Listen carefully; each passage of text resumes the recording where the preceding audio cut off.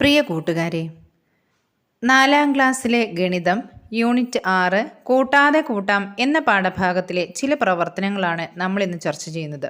ഏവർക്കും സ്വാഗതം. പേജ് 92 വായനാമുറി എന്ന പ്രവർത്തനം നോക്കൂ. കൂട്ടുകാരെ, ഇവിടെ ചിത്രത്തിലെ ഹെഡ് മാസ്റ്റർ എന്താണ് പറയുന്നത്?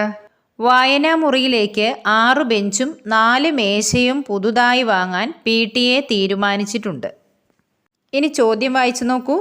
ബെഞ്ച് 1-ന് 1657 രൂപയ്ക്കും മേശ 1-ന് 2395 രൂപയ്ക്കും വാങ്ങാൻ കരാർ നൽകി. PTAക്ക് ഇവ വാങ്ങാൻ ആകെ എത്ര രൂപ വേണം? എങ്ങനെ കണ്ടെത്തും? എന്തൊക്കെ വിവരങ്ങളാണ് ചോദ്യത്തിൽ നൽകിയിട്ടുള്ളത്?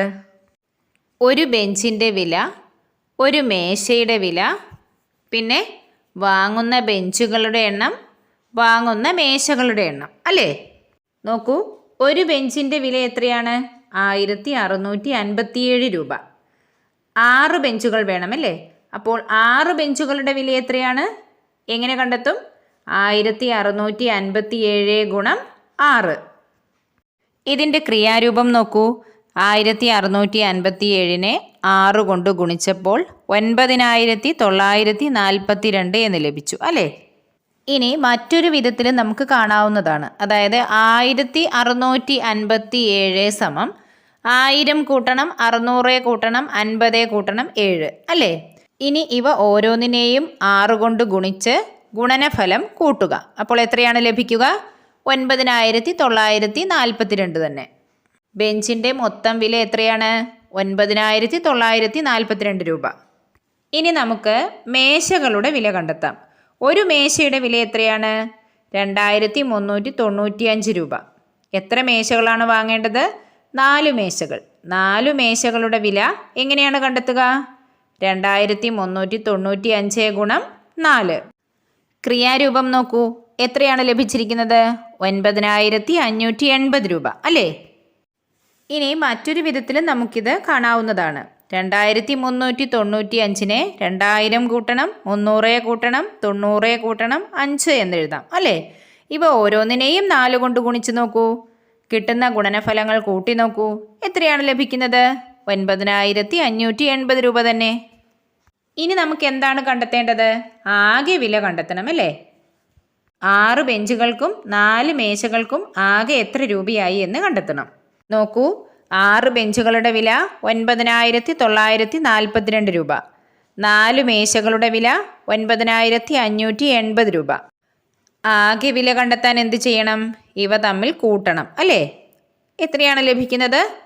19522 രൂപ. ഇനി കൈകോർക്കാം എന്ന പ്രവർത്തനം നോക്കൂ. എന്താണ് ടീച്ചർ പറയുന്നത്?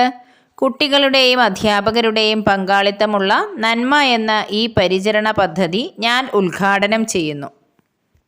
ചോദ്യം വായിച്ചു നോക്കൂ. നന്മ പദ്ധതിയിലേക്ക് 627 കുട്ടികൾ 8 രൂപ വീതം സംഭാവന നൽകി. എങ്കിൽ കുട്ടികളിൽ നിന്ന് ആകെ എത്ര രൂപ ലഭിച്ചു?